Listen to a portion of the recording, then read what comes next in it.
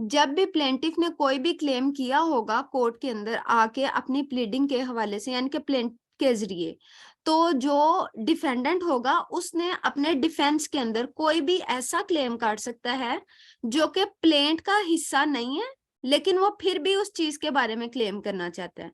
मिसाल के तौर पे ये मैं प्लेंटिफ के तौर पे एक घर का कोर्ट के अंदर सूट लेके आई हूँ, सूट फॉर पोजेशन, लेकिन एक इसके साथ ही एक प्लॉट है जिसके ऊपर ये जो एक मिस्टर बी है, ठीक है, उसने अब अपनी रिटर्न स्टेटमेंट के अंदर जो भी डिफेंस लेना है ना, वो उसने अपने इस प्लॉट के लिए बी लेना है, ठीक है। अब वो जब उसने इस प्लॉट के लिए पूरे का पूरा डिफेंस लेना है ना, तो एक तो ये हो सकता है कि वो इसी प्लेंट के अंदर ले सकता है, या फिर वो एक सेपरेट सूट के जरिए भी ले सकता है। और ये काउंटर क्लेम इसको कहते हैं कि एक बंदे के क्लेम के ऑपोजिट साइड में कोई दूसरा बंदा अपने डिफेंस के लिए और कुछ चीज एडिशनल जो है उसको कोर्ट के सामने रखता है कि हाँ ये चीज तो चलो ठीक है जो चलेगी प्लेंटिफ के बिहाफ पे, लेकिन मुझे ना ये चीज भी चाहिए। लेकिन ये ना हमारा जो सिविल का है ना, ये काउंटर क्लेम ये कोई डायरेक्ट हिस्सा नहीं है। ये हमें फैमिली कोर्ट में नजर आएगा, जहां पे उसमें उन्होंने हमें कहा हुआ है कि अगर हस्बैंड जो है वो कोई केस लाएगा तो उसके काउंटर क्लेम के अंदर जो वाइफ है वो अपनी रिटर्न स्टेटमेंट के अंदर जितने भी उसको ग्रीवियंसेस हैं या जो भी उसने रिकवरी करनी है हस्बैंड से वो ला सकती है, ठीक है। या फिर वाइफ कोई भी सूट कोर्ट में करेगी दायर, और जो हस्बैंड होगा वो कोर्ट में ला सकता है उसके खिलाफ जितने भी क्लेम्स बनते हुए हैं। मसलन वाइफ ने अगर suit for dissolution of marriage on the basis of खुला दायर किया है, तो husband suit for justification of marriage court में सेपरेट दायर करने की बजाय अपनी ही रिटर्न स्टेटमेंट में स्टांस ले लेगा, और इसको हम लोग काउंटर क्लेम करेंगे, ठीक कहेंगे, ठीक है। अब आ जाती है हमारे पास रेप्लिकेशन और रीजॉइंडर। रेप्लिकेशन तब होगी जब किसी भी प्लेंटिफ ने कोर्ट में आके प्लेंट के बाद जब डिफेंडेंट की रिटर्न स्टेटमेंट आ जाएगी ना, अब इस डिफेंडेंट की रिटर्न स्टेटमेंट में कोई भी ऐसी चीज जो कि एडिशनल आई है, या किसी ने ऑर्डर 6 रूल 17 की एप्लीकेशन दी है, ठीक है, अब वो चीज आई है एडिशनल, लेकिन इसका इस प्लेंट के अंदर कोई डायरेक्ट कंसर्न नहीं बनता, ठीक है। अब उसको फर्दर इलाबोरेट करने के लिए या अपना आंसर देने के लिए जो प्लेंटिफ होगा ना, वो रेप्लिकेशन दायर करेगा कोर्ट के अंदर। इसको आप क्या लेंगे, second pleading on behalf of plaintiff, जो भी वो कोर्ट में दायर करेगा वो रेप्लिकेशन होगा। और उसके अलावा फिर अब इस रेप्लिकेशन के जवाब में जो भी जवाब जो होगा ना डिफेंडेंट वो कोर्ट में जमा करवाएगा, उसका नाम होगा रीजॉइंडर, ठीक है। अब एक चीज आ जाती है एडिशनल रिटर्न स्टेटमेंट, ये ऑर्डर 8 रूल 9 के अंदर लिखी हुई है। इसके बारे में ये है कि अगर कोर्ट चाहे तो वो किसी भी पार्टी टू द सूट यानी कि प्लेंटिफ्स में से, चाहे सब प्लेंटिफ्स से या किसी एक प्लेंटिफ से, या फिर डिफेंडेंट्स में से, सब डिफेंडेंट्स में से या किसी एक डिफेंडेंट में से, कोर्ट किसी को भी कह सकती है कि आप इस चीज के लिए रिटर्न स्टेटमेंट या एडिशनल रिटर्न स्टेटमेंट जमा करवाओ। और जब ये चीज जमा करवा देगी वो शख्स जिसको ये कहा गया है, तो प्लीडिंग यहाँ पे उस शख्स की हद तक कंप्लीट होगी जिसको ये ऑर्डर आया है। और ये ऑर्डर कहाँ पे आता है, ये ऑर्डर आता है ऑर्डर 8 रूल 9 के अंदर। लेकिन अगर वो शख्स जिसको ये हुक्म हुआ हुआ है या ऑर्डर हुआ हुआ है कि आप एडिशनल रिटर्न स्टेटमेंट कोर्ट में जमा करवाओ, और अब इसने वो अच्छा इसके लिए ना एक टाइम भी फिक्स किया जाता है। मिसाल के तौर पे वो कहते हैं कि आप 13, 12, 20 को जमा करवाओ। अब अगर जिस भी पार्टी को कोर्ट ने ये डायरेक्ट किया हुआ है कि आप कोर्ट में एडिशनल रिटर्न स्टेटमेंट जमा करवाओ, और उसने 13 को फर्ज करे नहीं करवाई, तो अब यहाँ पे कोर्ट की डिस्क्रेशन आ जानी है कि चाहे कोर्ट उसके ऊपर फाइनल जजमेंट प्रोनाउंस कर दे या फिर उसके कोई भी ऑर्डर खिलाफ कर दे। जब कोर्ट कोई फाइनल जजमेंट करेगी ना पास, तो उसके खिलाफ हम लोग अपील में जा सकते हैं। लेकिन अगर कोई सिंपल कोर्ट ऑर्डर पास करती है और उस ऑर्डर का कोई एडवर्स इफेक्ट उस पार्टी के ऊपर नहीं होता जिस पार्टी ने ये 13 तारीख को यानी कि जिसको हुक्म हुआ था उसने कोर्ट में अपना ऑर्डर जमा नहीं करवाया, तो कोई रेमेडी नहीं है। मतलब अगर उसके खिलाफ कोई एडवर्स ऑर्डर ही नहीं आया तो कोई रेमेडी नहीं है। लेकिन अगर कोई ऐसा हुक्म आया है, मसलन वो कह देते हैं कि आपका फर्दर डिफेंस करने का या सूट में फर्दर ट्रायल में एविडेंस पेश करने का हम लोग आपका स्ट्रक करते हैं एविडेंस, ठीक, सॉरी, आपका मौका कोर्ट के अंदर फर्दर हम आपको एविडेंस लीड करने की इजाजत नहीं देते। अब ये एक ऐसा ऑर्डर हो सकता है जो कि इस पार्टी के लिए जिसको एडिशनल रिटर्न स्टेटमेंट जमा करवाने का कहा गया था उसके अब ये एडवर्स है। तो अब यहाँ पे ये अपील नहीं जाएगी जो कि इसके तहत जानी थी, ऑर्डर 43 रूल 1 के तहत। लेकिन अब यहाँ पे हम लोग रिवीजन दायर करेंगे, ठीक है, रिवीजन सेक्शन 115 के तहत फर्दर जो भी अपीलेट कोर्ट होगा ना उसमें जाएगी। यहाँ तक आप लोगों को समझ आ गई इन सबकी बेसिक टर्म्स की? ये मैम जो आप फरमा रही हैं कि ऑर्डर 8 रूल 9 का जो कोर्ट ऑर्डर पास करेगी, ये जी ऑर्डर सर। अपीलेबल है? ये ऑर्डर अपीलेबल है?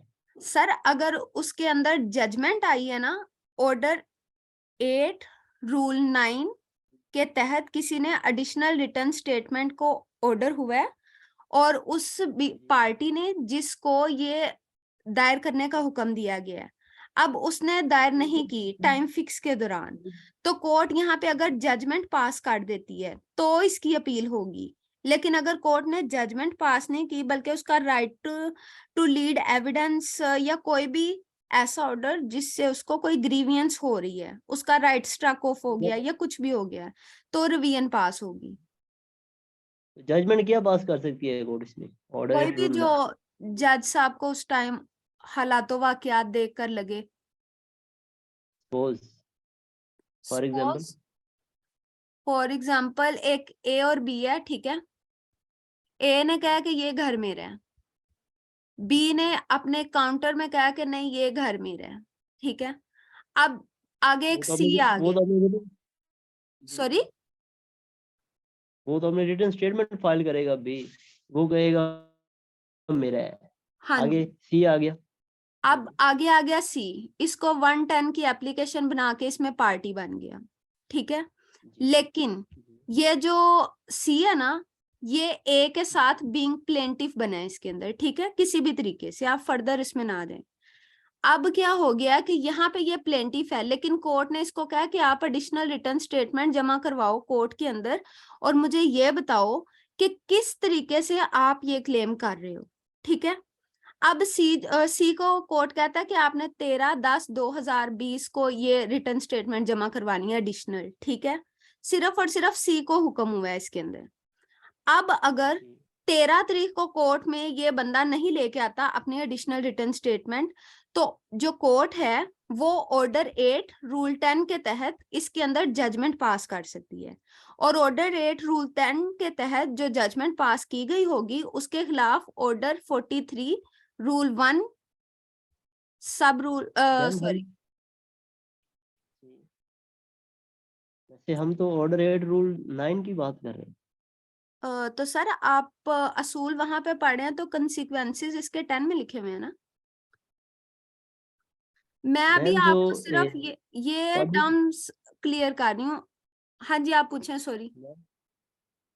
जो ऑर्डर 8 रूल 9 है ये रेप्लिकेशन से डील करता है, यानी कि अगर हाँ जी। सपोज जो डिफेंडेंट है वो को क्रॉस क्लेम ले आता है, सेट ऑफ ले आता है, जो उसका उसका जो रिप्लाई देगा प्लेंटिफ, वो ऑर्डर 8 रूल 9 में देगा। हाँ जी। हाँ जी। या कोई फर्दर ऐसी एप्लीकेशन आ जाती है subsequently during the pendency of suit, जी उसका जी। जो रिप्लाई होगा वो ऑर्डर 8 रूल 9 में होगा, यानी ये रेप्लिकेशन है। वैसे जो आपने एग्जांपल कोट की है जी उसमें जी। अगर कोई कोई प्लेंटिफ या डिफेंडेंट ऐड हुआ है तो वो तो 110 का जो सब रूल 4 है उसके अकॉर्डिंगली वो तो प्लेन ने अमेंड होना ही होना है। ठीक चलिए है। बहरहाल आप कंटिन्यू करें। मैं एक्चुअली मैं जो है ना अभी ऐड हुआ हूँ इसमें, यानी कि आपको ज्वाइन किया मैंने, प्रॉपर मैं समझ भी नहीं सका। आप कंटिन्यू करें अभी।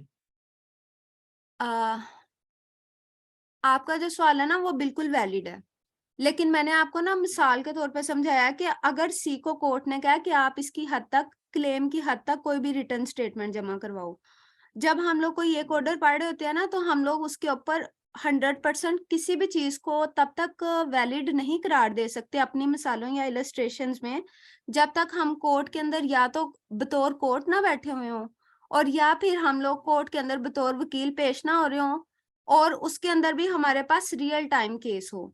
अब मैं आपको एक बात सच बताऊं, अगर हम में से किसी भी बंदे की 50 साल की भी प्रैक्टिस है ना, हो सकता है उसने भी आज तक सीपीसी की सारी प्रोविजंस के मुताबिक एप्लीकेशन ना दी हो, ठीक है, एक बात। और same is the case for any other law, ठीक है। और हो सकता है कि किसी भी बंदे ने 5 साल की प्रैक्टिस की हो और उसने कोई 50 से भी ज्यादा एप्लीकेशंस दी हो। तो ये जो हमारी पढ़ाई होती है ना, ये ऐसी होती है कि हम लोगों ने चीजों को पढ़ना होता है और समझना होता है। इसकी जितनी भी एप्लीकेशन है ना, वो हम लोगों ने कोर्ट्स में जाके करनी है। अब देखें, आपने मुझे बिल्कुल ठीक बताया कि 110 के मुताबिक है या नहीं, लेकिन आपने पीछे से ये बात नहीं समझी, एक छोटी सी जो मैंने अर्ज की थी, कि मैं आपको कह रही हूँ उस वक्त कि ये जो सी है उसको कोर्ट ने ही ऑर्डर किया कि आप रिटर्न स्टेटमेंट कोर्ट में जमा करवाओ। अब देखें यहाँ पे, अब आपका दिमाग स्टक हो चुका है कि अच्छा 110 के मुताबिक तो कोर्ट में ये होगा। आपने मेरी बात नहीं सुनी, ठीक है। और ये मैं बड़ा मतलब कि आपको टीज करने के लिए या कुछ भी नहीं कह रही, ये हर बंदे की ह्यूमन नेचर है। इवन कि अगर आपकी जगह पे मैं भी होती तो मुझे भी ऐसा ही लगना था कि अच्छा मैडम ये कर रही हैं या नहीं, या सर ये कर रहे हैं या नहीं। तो आपसे एक रिक्वेस्ट है कि आप जब प्लीज सुन रहे होते हैं ना, जब हम लोग पूरी प्रोविजन को खत्म कर लें उसके बाद क्वेश्चन किया करें, वो ज्यादा अच्छे होते हैं। और दूसरी ये बात कि कोई भी बंदा परफेक्ट नहीं होता। मुझे बहुत अच्छा लगा कि आपने सवाल किया है, लेकिन शायद मैं आपको सेटिस्फाई नहीं कर पाई अभी। मैं आपको नेक्स्ट लेक्चर में आपके सवाल के मुताबिक सेटिस्फाई कर दूंगी, ठीक है, कि किस तरीके से आप क्या पूछना चाह रहे हैं। लेकिन अभी प्लीज ये बात सुन लें कि ऑर्डर 9 के 3 पार्ट्स हैं। उसके अंदर एक में उसने लिखा हुआ है कि नो, ये मैंने अभी हाईलाइट चीजें कर दी हैं इसके अंदर, ठीक है। इसके अंदर है no pleading subsequent to the written statement of the defendant other than by way of defense to a set of shall be presented। अब ये एक बात है कि जब किसी बंदे ने रिटर्न स्टेटमेंट जमा करवा दिया है, उसके बाद कोई भी प्लीडिंग कोर्ट में अलाउ नहीं होगी। अब उसी की एक एक्सेप्शन कोर्ट में दे दी गई है, और उसमें उन्होंने कहा है कि जो डिफेंडेंट होगा वो क्या चीज पेश कर सकता है कोर्ट के अंदर, other than by way of defence to a set off, यानी कि अगर वो बतौर सेट ऑफ अपना डिफेंस कोर्ट में लेना चाहता है तो ले सकता है। और पीछे हम लोगों ने मुख्तलिफ रूल्स के अंदर पढ़ा हुआ है ऑर्डर 8 के ही, कि जब एक बंदा सेट ऑफ का क्लेम लेके आता है, वो खुद बजाते खुद उस प्लेंट के आंसर में जो रिटर्न स्टेटमेंट देता है उसकी हद तक तो होता है डिफेंडेंट, लेकिन ये जितना पार्ट उसका सेट ऑफ होता है ना, उसकी हद तक वो अब प्लेंटिफ है, ठीक है।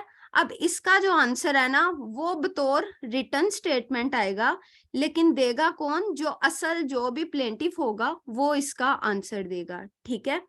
अब शैल बी प्रेजेंटेड, अब देखें प्लीडिंग की यहाँ पे बात होगी कि प्लीडिंग कोई भी नहीं आएगी, मास प्लेंट होगी और रिटर्न स्टेटमेंट होगी। लेकिन फिर इसकी फर्दर एक्सेप्शन हो गई है कि अगर जो डिफेंडेंट है उसने सेट ऑफ के तौर पे कोर्ट में आना है, तो सॉरी, डिफेंडेंट ने अगर सेट ऑफ पेश करना है तो उसको हम प्लीडिंग कंसिडर कर सकते हैं। एक्सेप्ट शैल बी प्रेजेंटेड, यहाँ पे एक चीज खत्म हो गई, except by the leave of court, या फिर वो कोर्ट की इजाजत के साथ भी कोई चीज पेश कर सकता है, and upon such terms as the court thinks fit, और उन टर्म्स एंड कंडीशंस के ऊपर वो बंदा अपनी लीव कोर्ट से ग्रांट करवा सकता है जिसको कोर्ट चाहे। और इसके अंदर मैक्सिमम कोर्ट कोस्ट कर सकती है। उसके अलावा कोर्ट हमें कोई भी ऐसा ऑर्डर कर सकती है जिसको हमें ऑब्जर्व करना कंपल्सरी है, मतलब कि कोई कंडीशनल ऑर्डर कर सकती है, ठीक है। और इसकी जो सबसे बेस्ट एग्जांपल है ना, वो ऑर्डर 6 रूल 17 की एग्जांपल है, अमेंडमेंट ऑफ प्लीडिंग। अगर आपने प्लेंट और रिटर्न स्टेटमेंट दे दिया कोर्ट के अंदर, अब कोई फर्दर चीज आपने पेश करनी है कोर्ट में, तो आप ऑर्डर 6 रूल 17 की एप्लीकेशन तो वहां पे देते हैं ऑर्डर 6 रूल 17 की, लेकिन वो इसकी एक्सेप्शन की कैटेगरी में भी फॉल कर लेता है, ठीक है।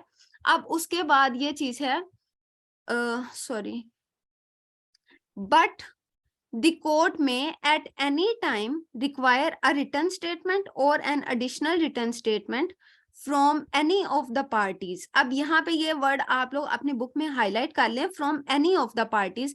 और हम लोगों ने ऑर्डर 1 में क्या पढ़ा हुआ है, पार्टीज टू सूट कौन कौन से होते हैं, हमारे पास प्लेंटिफ भी होते हैं और डिफेंडेंट्स भी होते हैं, ठीक है। पार्टीज टू सूट के अंदर ये सारे आ जाते हैं। तो अब यहाँ पे उन्होंने लिखा हुआ है कि कोई भी शख्स जिसको कोर्ट कहेगी वो रिटर्न स्टेटमेंट कोर्ट के अंदर जमा करवाएगा and fix a time for presenting the same, और कोर्ट उसी को कोर्ट में पेश करने के लिए अपनी तरफ से एक टाइम भी करेगा। और वो जो टाइम फिक्स करेगा ना कोर्ट, उस टाइम फिक्स्ड के अंदर अनटिल और अनलेस उसको एक्सटेंड ना कर दिया जाए, उस शख्स के ऊपर ये जिम्मेदारी है कि उसने कोर्ट के अंदर वो जो कही गई है उसको, यानी कि ऑर्डर किया गया है, वो वाली रिटर्न स्टेटमेंट और एडिशनल रिटर्न स्टेटमेंट कोर्ट में जमा करवानी है। Procedure where party fails to present return statement called for by the court. अब ये सारा प्रोसीजर हमें बता रहे हैं कि अगर वो वाली पार्टी जिसको कोर्ट ने ये कहा है कि आप रिटर्न स्टेटमेंट जमा करवाएं और उस बंदे ने अब रिटर्न स्टेटमेंट जमा नहीं करवाई, तो अब उसके क्या कंसिक्वेंसेस होंगे। Where any party from home a return statement is so required fails to present the same within the time fixed by the court. अब वो फेल हो गया और कोर्ट ने जो भी टाइम फिक्स किया हुआ था, अगर वो शख्स उस टाइम के अंदर अंदर प्रेजेंट करने के लिए फेल हो गया, द कोर्ट में pronounce judgement against him, court उसके खिलाफ जजमेंट पास कर सकती है और make such order in relation to the suit as it thinks fit. और कोर्ट कोई भी ऑर्डर उस सूट के हवाले से पास कर सकती है। यहां तक आप लोग को ये समझ आ गई है?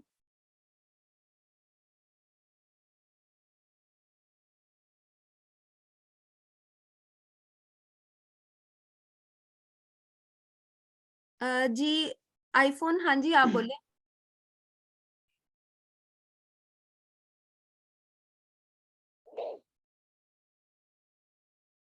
अस्सलाम वालेकुम मैम, आ गई है जी, आपका हैंड आ गई है समझ। रेस था इसलिए मैंने, वो पहले मैसेज किया था मैंने, सॉरी। ओ सॉरी मैंने देखा नहीं। आ गई है समझ, थैंक यू। अच्छा, जो रिटर्न स्टेटमेंट है, जैसा कि हम लोगों ने प्लेंट के अंदर पढ़ा था कि प्लेंट के लास्ट पे अपेंडिक्स कुछ दिए गए हैं, उसी तरीके से सॉरी फॉर्म्स दिए गए हैं, उसी तरीके से अपेंडिक्स ए के अंदर रिटर्न स्टेटमेंट के लिए भी फॉर्म्स दिए गए हैं। और ये तकरीबन 16 किस्म के हैं, जिसके अंदर उन्होंने बताया हुआ है कि अगर इस तरीके का सूट होगा तो आप इस तरीके का रिटर्न स्टेटमेंट देंगे या उसका पार्ट होगा। अगर जैसे ये defence in the suit for goods sold and delivered, अब इस तरीके से 1 बाय 1 उन्होंने काफी ज्यादा दिए हुए हैं। ये आप लोग को जब भी टाइम मिले ना, आप लोग इनको पढ़ लीजिएगा।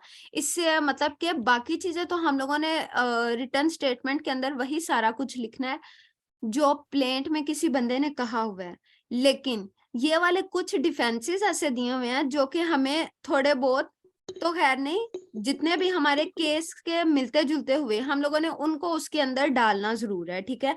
ये एक हिसाब का उन्होंने हमें फॉर्मेट दे दिया है और इस फॉर्मेट को अगर हम लोग फॉलो कर लेंगे तो हमें कुछ स्टांसेस मिल जाएंगे, कुछ डिफेंसेस मिल जाएंगे जिनको हम लोग अपने आंसर के अंदर इनकलकेट कर सकते हैं, ठीक है। ये आप लोग अपने फॉर्म ए के जहाँ पे फॉर्म 50 खत्म होता है, सॉरी अपेंडिक्स ए के अंदर जहाँ पे फॉर्म 50 खत्म होता है ना, क्या उसका नाम लेते हैं, प्लेंट्स के लिए, उसके फौरन बाद ये सारे शुरू हो जाते हैं। और ये सारे डिफेंसेस जब भी आपको टाइम मिले थोड़ा सा ज्यादा, तो आप लोगों ने इनको 1 बाय 1 पढ़ लेना। और अगर आप लोगों को कोई कंफ्यूजन होगी तो आप लोग बाद में मुझसे पूछ लीजिएगा। अभी मैं आपको ये एक रिटर्न स्टेटमेंट दिखा देती हूँ। अच्छा, रिटर्न स्टेटमेंट का हम लोगों ने ये पहले से पढ़ा हुआ है कि रिटर्न स्टेटमेंट के अंदर हम लोग अपना क्लेम करते हैं और क्लेम के अंदर हम लोग ना करते हैं, मांग लेते हैं कोई भी चीज जो भी हम लोगों ने मांगनी होती है, ठीक है।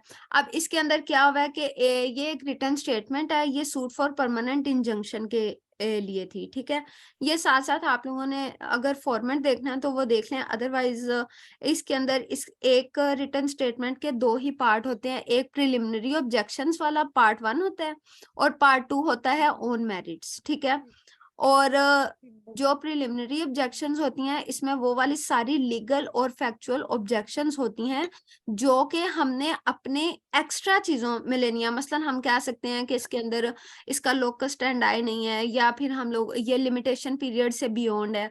और इसके अंदर आपने ना एक चीज और बात ख्याल रखनी है, पहले जब भी हम लोग कोर्ट में रिटन स्टेटमेंट जमा करवाते थे ना, हम लोग एक 711 की एप्लीकेशन देते थे उसके साथ कि अच्छा ये चीजें हैं जो कि 711 के मुताबिक होनी चाहिए थी, जो कि नहीं हुई, लिहाजा इस सूट को रिजेक्ट किया जाए। लेकिन अभी ऐसा कुछ भी नहीं है, क्योंकि 2018 की अमेंडमेंट के बाद ना इन सब चीजों को एक रूल आया था, रूल 11A। उसके मुताबिक ये था कि अगर किसी भी शख्स ने कोई भी डिफेंस 711 का लेना है, तो या इसके मुताबिक कितने भी डिफेंस लेने हो, तो उसने एक सेपरेट एप्लीकेशन नहीं देनी, बल्कि उसने अपनी ही रिटर्न स्टेटमेंट के अंदर उनको हिस्सा बनाना है। तो वो जो हम लोगों ने 711 के ग्राउंड्स लेने हैं ना, उनको भी हम लोगों ने अपने प्रिलिमिनरी ऑब्जेक्शंस के अंदर ही लेना है। ऑन मेरिट्स के अंदर जितना भी प्लेंटिफ का क्लेम होगा ना, वो सारे को हम लोगों ने पैरावाइज अपने डिफेंस के अंदर उसका क्लेम लेना है। ठीक है,